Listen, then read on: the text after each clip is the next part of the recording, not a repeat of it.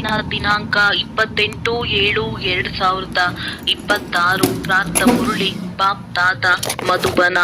ಮಧುರ ಮಕ್ಕಳೇ, ಹಾಳಾಗಿರುವವರನ್ನು ಸುಧಾರಣೆ ಮಾಡುವವರು ಅರ್ಥಾತ್ ಅದೃಷ್ಟವನ್ನು ರೂಪಿಸುವವರು ಒಬ್ಬ ತಂದೆಯಾಗಿದ್ದಾರೆ. ಯಾರು ನಿಮಗೆ ಜ್ಞಾನವನ್ನು ಕೊಟ್ಟು ಅದೃಷ್ಟವನ್ನು ರೂಪಿಸುತ್ತಾರೆ? ಪ್ರಶ್ನೆ: ತಾವು ಮಕ್ಕಳ ಆತ್ಮಿಕ ಬಟ್ಟಿಯ ಒಂದು ಕಾಯಿದೆ ಯಾವುದಾಗಿದೆ? ಉತ್ತರ: ಆತ್ಮಿಕ ಬಟ್ಟಿಯಲ್ಲಿ ಅರ್ಥಾತ್ ನೆನಪಿನ ಯಾತ್ರೆಯಲ್ಲಿ ಕುಳಿತುಕೊಳ್ಳುವವರು ಎಂದು ಅಲ್ಲಿ ಇಲ್ಲಿನ ಯೋಚನೆ ನಡೆಸಬಾರದು. ಒಬ್ಬ ತಂದೆಯನ್ನು ನೆನಪು ಮಾಡಬೇಕು. ಒಂದು ವೇಳೆ ಬುದ್ಧಿ ಅಲ್ಲಿ ಇಲ್ಲಿ ಅಲೆದಾಡುವುದಾದರೆ ತೂಕಡಿಸುತ್ತಾರೆ, ಆಕಳಿಕೆ ಬರುತ್ತದೆ. ಇದರಿಂದ ವಾಯುಮಂಡಲ ಕೆಡುತ್ತದೆ, ತಮಗೆ ತಾವೇ ನಷ್ಟ ಮಾಡಿಕೊಳ್ಳುತ್ತಾರೆ.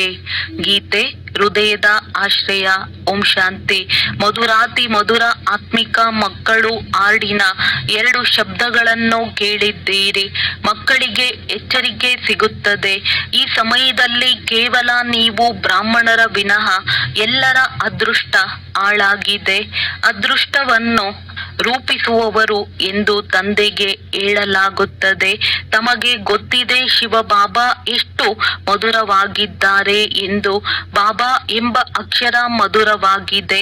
ತಂದೆಯಿಂದ ಎಲ್ಲ ಆತ್ಮರಿಗೆ ಆಸ್ತಿ ಸಿಗುತ್ತದೆ. ಲೌಕಿಕ ತಂದೆಯಿಂದ ಮಕ್ಕಳಿಗೆ ಆಸ್ತಿ ಸಿಗುತ್ತದೆ. ಹೆಣ್ಣು ಮಗುವಿಗೆ ಸಿಗುವುದಿಲ್ಲ. ಇಲ್ಲಿ ಗಂಡು ಮಗು ಅಥವಾ ಹೆಣ್ಣು ಮಗು ಎಲ್ಲರೂ ಆಸ್ತಿಗೆ ಹಕ್ಕುದಾರರಾಗಿದ್ದಾರೆ. ತಂದೆ ಆತ್ಮರಿಗೆ ಅರ್ಥಾತ್ ತಮ್ಮ ಮಕ್ಕಳಿಗೆ ಬೋಧಿಸುತ್ತಾರೆ. ನಾವೆಲ್ಲ ಸಹೋದರರಾಗಿದ್ದೇವೆ ಎಂದು ಆತ್ಮ ತಿಳಿಯುತ್ತದೆ.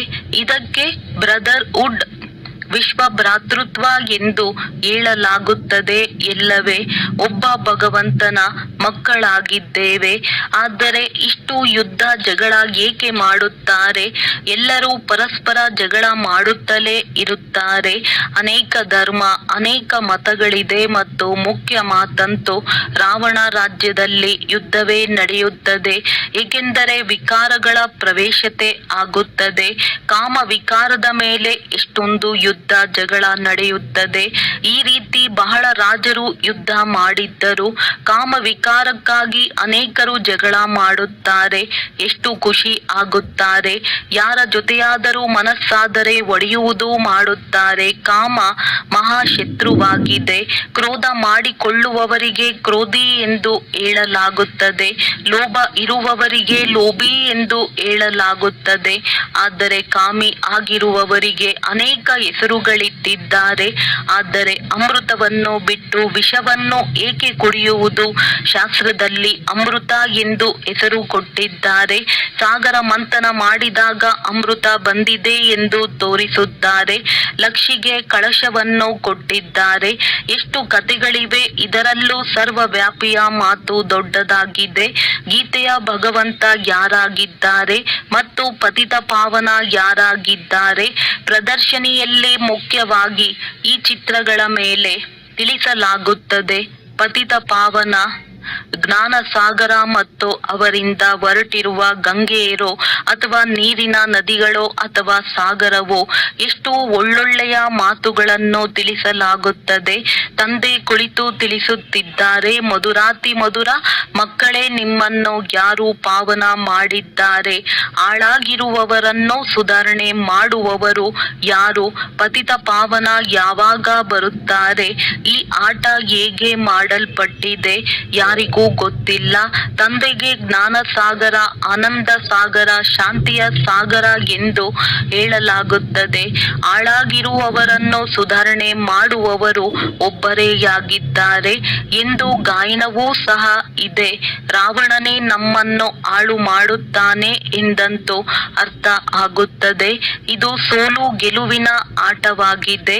ರಾವಣನನ್ನು ಸಹ ನೀವು ತಿಳಿದುಕೊಂಡಿದ್ದೀರಿ.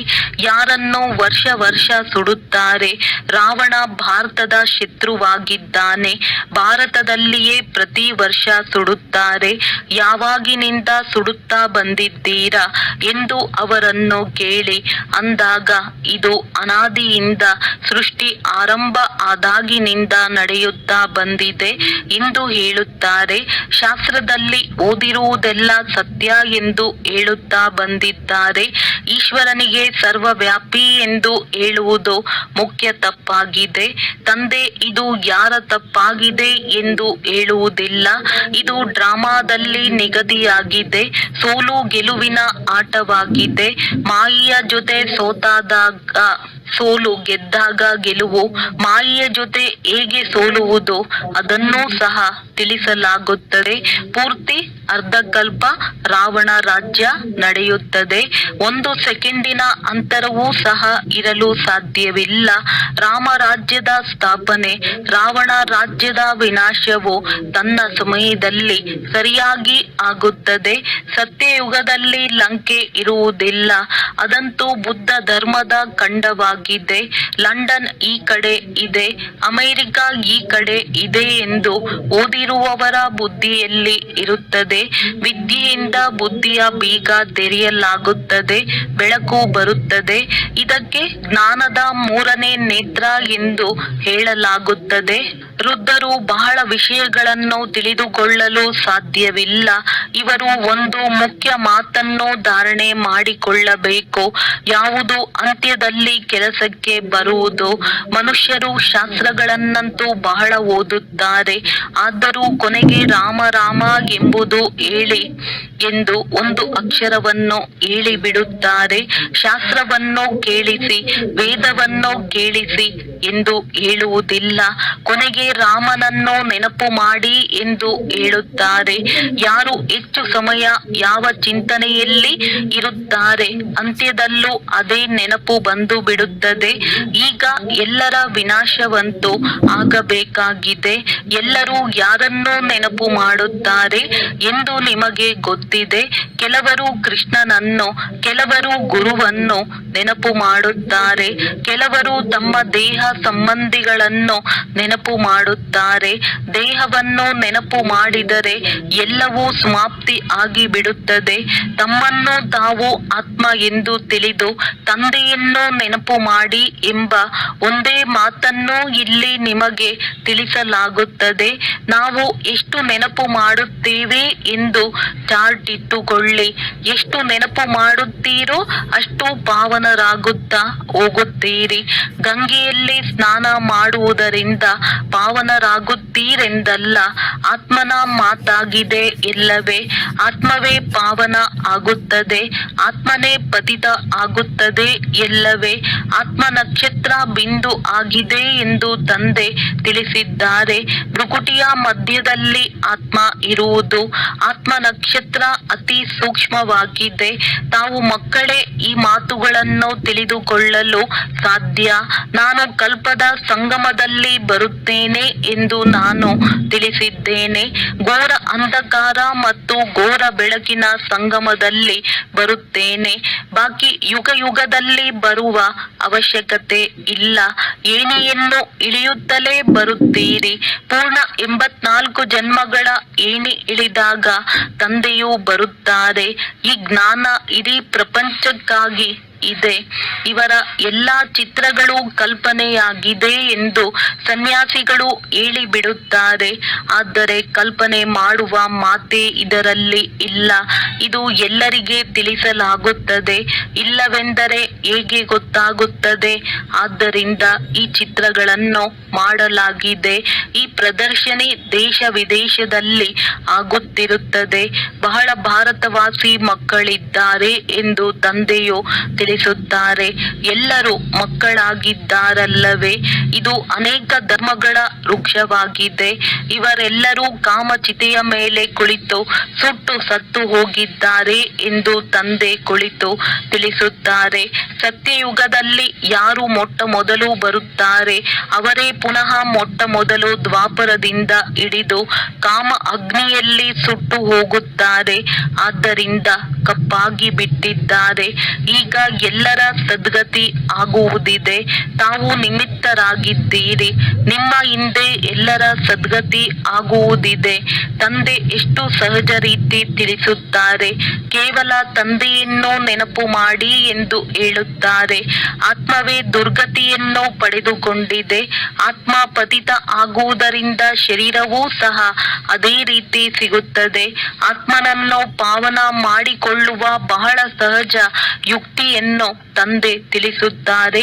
ತ್ರಿಮೂರ್ತಿ ಚಿತ್ರದಲ್ಲಿ ಬ್ರಹ್ಮನ ಚಿತ್ರವನ್ನು ನೋಡಿ ಮನುಷ್ಯರು ಗೊಂದಲವಾಗುತ್ತಾರೆ. ಇವರಿಗೆ ಬ್ರಹ್ಮ ಎಂದು ಏಕೆ ಹೇಳುತ್ತೀರಿ? ಬ್ರಹ್ಮ ಅಂತೂ ಸೂಕ್ಷ್ಮ ವತನವಾಸಿ ದೇವತೆಯಾಗಿದ್ದಾರೆ. ಇಲ್ಲಿ ಎಲ್ಲಿಂದ ಬಂದಿದ್ದಾರೆ? ಈ ದಾದಾರವರಂತೂ ಪ್ರಸಿದ್ಧ ಆಗಿದ್ದರು. ಸಮಾಚಾರ ಪತ್ರದಲ್ಲಿ ಎಲ್ಲಾ ಕಡೆ ಹಾಕಿದ್ದರು. ಒಬ್ಬ ವಜ್ರದ ವ್ಯಾಪಾರಿ ನಾನು ಶ್ರೀಕೃಷ್ಣನಾಗಿದ್ದೇನೆ, ನಮಗೆ 16,108 ರಾಣಿಗಳು ಬೇಕು ಎಂದು ಹೇಳಿದ್ದರು. ಈ ರೀತಿ ಓಡಿಸಲು ದೊಡ್ಡದಾಗಿ ಸಮಾಚಾರ ಹರಡಿದೆ. ಈಗ ಒಬ್ಬೊಬ್ಬರಿಂದ ಯಾರು ತಲೆ ಕೆಡಿಸಿಕೊಳ್ಳುತ್ತಾರೆ? ಎಷ್ಟೊಂದು ಮನುಷ್ಯರಿದ್ದಾರೆ. ಅಬೂನಲ್ಲೂ ಸಹ ಯಾರಾದರೂ ಬರುತ್ತಾರೆಂದರೆ ಅವರಿಗೆ ತಕ್ಷಣ ಅರೆ ಬ್ರಹ್ಮಕುಮಾರಿಯರ ಹತ್ತಿರ ಹೋಗುತ್ತೀರಾ? ಅವರಂತೂ ಜಾದು ಮಾಡಿ ಬಿಡುತ್ತಾರೆ. ಸ್ತ್ರೀ ಪುರುಷರನ್ನು ಸಹೋದರ ಸಹೋದರಿಯರನ್ನಾಗಿ ಮಾಡಿಬಿಡುತ್ತಾರೆ. ದೊಡ್ಡ ದೊಡ್ಡ ಮಾತುಗಳನ್ನು ಹೇಳಿ ತಲೆ ಕೆಡಿಸುತ್ತಾರೆ. ತಾವು ನನಗೆ ಜ್ಞಾನಸಾಗರ ವರ್ಲ್ಡ್ ಆಲ್ಮೈಟಿ ಅಥಾರಿಟಿ ಎಂದು ಹೇಳುತ್ತೀರಿ ಎಂದು ತಂದೆ ತಿಳಿಸುತ್ತಾರೆ. ವರ್ಲ್ಡ್ ಆಲ್ಮೈಟಿ ಅಥಾರಿಟಿ ಎಂದರೆ ಸರ್ವಶಕ್ತಿವಂತ, ಎಲ್ಲ ವೇದ ಶಾಸ್ತ್ರಗಳು ತಿಳಿದಿರುವವರು. ದೊಡ್ಡ ವಿದ್ವಾನರಿಗೂ ಸಹ ಅಥಾರಿಟಿ ಎಂದು ಹೇಳಲಾಗುತ್ತದೆ.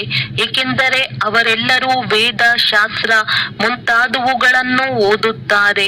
ನಂತರ ಕಾಶಿಗೆ ಹೋಗಿ ಟೈಟಲ್ ತೆಗೆದುಕೊಂಡು ಬರುತ್ತಾರೆ. ಮಹೋಪಾಧ್ಯಾಯ, ಶ್ರೀ ಶ್ರೀ 108, ಸರಸ್ವತಿ ಎಂಬ ಎಲ್ಲ ಬಿರುದುಗಳು ಅಲ್ಲಿಯೇ ಸಿಗುತ್ತದೆ. ಯಾರು ಬಹಳ ಬುದ್ಧಿವಂತರಾಗಿರುತ್ತಾರೆ ಅವರಿಗೆ ಬಹಳ ದೊಡ್ಡ ಬಿರುದು ಸಿಗುತ್ತದೆ. ಶಾಸ್ತ್ರಗಳಲ್ಲಿ ಜನಕನ ಬಗ್ಗೆ ಬರೆದಿದ್ದಾರೆ. ಅವರು ಯಾರಾದರೂ ಸತ್ಯ ಬ್ರಹ್ಮಜ್ಞಾನಿ ನನಗೆ ತಿಳಿಸಲಿ ಎಂದು ಹೇಳಿದ್ದರು. ಈಗ ಬ್ರಹ್ಮಜ್ಞಾನಿಗಳಂತೂ ಇಲ್ಲವೇ ಇಲ್ಲ. ಇದೆಲ್ಲ ಇಲ್ಲಿನ ಮಾತುಗಳೇ. ದೊಡ್ಡ ಕತೆ ಮಾಡಿಬಿಟ್ಟಿದ್ದಾರೆ. ಶಂಕರ ಪಾರ್ವತಿಯರದ್ದು ಸಹ ಬರೆದಿರುವ ಕಥೆಯಾಗಿದೆ. ಎಷ್ಟು ಕಥೆಗಳನ್ನು ಕುಳಿತು ಮಾಡಿದ್ದಾರೆ. ಶಂಕರ ಪಾರ್ವತಿಗೆ ಕತೆ ತಿಳಿಸಿದ್ದಾರೆ. ವಾಸ್ತವದಲ್ಲಿ ಶಿವ ಎಂದು ಇತ್ತು. ನಂತರ ಅವರು ಶಂಕರ ಪಾರ್ವತಿಯರ ಹೆಸರು ಕೊಟ್ಟು ಬಿಟ್ಟಿದ್ದಾರೆ. ಭಾಗವತ ಮುಂತಾದುವುದರಲ್ಲಿ ಈ ಸಮಯದ ಮಾತುಗಳಿವೆ. ಅವರಿಗೆ ಯೋಚನೆ ಬಂದಿತು, ರಾಜನಿಗೆ ಹೋಗಿ ಈ ಜ್ಞಾನವನ್ನು ತಿಳಿಸೋಣ ಎಂದು. ನಂತರ ಕಥೆಯಲ್ಲಿ ತಿಳಿಸುತ್ತಾರೆ. ತಂದೆಯು ತಿಳಿಸುತ್ತಾರೆ, ರಾಜರಿಗೆ ಹೋಗಿ ಜ್ಞಾನವನ್ನು ತಿಳಿಸಿ. ತಾವೇ ಸೂರ್ಯವಂಶಿ ಆಗಿದ್ದೀರಿ, ನಂತರ ಚಂದ್ರವಂಶಿ, ವೈಶ್ಯವಂಶಿ, ಶೂದ್ರವಂಶಿ ಆಗಿದ್ದೀರಿ. ನಮ್ಮ ರಾಜಧಾನಿಯೇ ಕಳೆದು ಹೋಗಿದೆ. ನಂತರ ಸೂರ್ಯವಂಶಿಯ ರಾಜಧಾನಿಯನ್ನು ತೆಗೆದುಕೊಳ್ಳಬೇಕೆಂದರೆ ಪುರುಷಾರ್ಥ ಮಾಡಿ ರಾಜಯೋಗ ಕಲಿಸುವ ತಂದೆ ಬಂದಿದ್ದಾರೆ. ಪುನಃ ಬಂದು ಬೇಹದ್ದಿನ ಸ್ವರಾಜ್ಯವನ್ನು ಪಡೆದುಕೊಳ್ಳಿ. ರಾಜರ ಬಳಿಯೂ ಬಹಳ ಪತ್ರಗಳು ಹೋಗುತ್ತದೆ. ಆದರೆ ಅವರಿಗೆ ಸಿಗುತ್ತದೇನೋ? ಅವರ ಪ್ರೈವೇಟ್ ಸೆಕ್ರೆಟರಿ ಪತ್ರಗಳನ್ನು ಕೊಡುತ್ತಾರೆ. ಇಷ್ಟೊಂದು ಪತ್ರಗಳನ್ನು ಎಸೆದು ಬಿಡುತ್ತಾರೆ. ಕೆಲವೊಂದರಲ್ಲಿ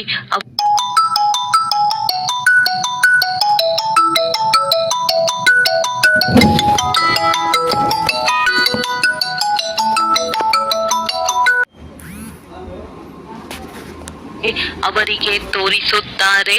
ಅಷ್ಟವಕ್ರ ಜನಕನಿಗೆ ಸೆಕೆಂಡಿನಲ್ಲಿ ಜೀವನ್ ಮುಕ್ತಿಯ ಸಾಕ್ಷಾತ್ಕಾರ ಮಾಡಿಸಿದ್ದರು ಎಂದು ಹೇಳುತ್ತಾರೆ. ಈಗ ತಂದೆ ನಿಮಗೆ ಎಷ್ಟು ಚೆನ್ನಾಗಿ ತಿಳಿಸುತ್ತಾರೆ.